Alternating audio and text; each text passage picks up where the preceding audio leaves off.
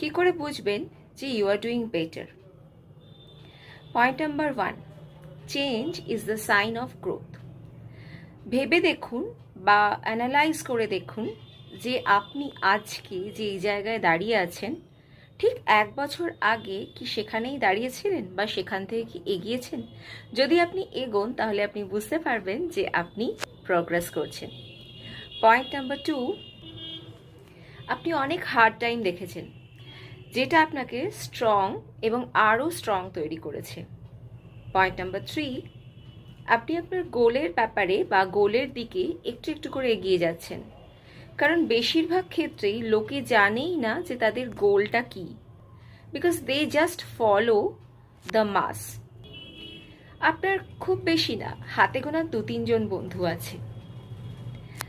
এছাড়া আপনি জানেন যে সুখের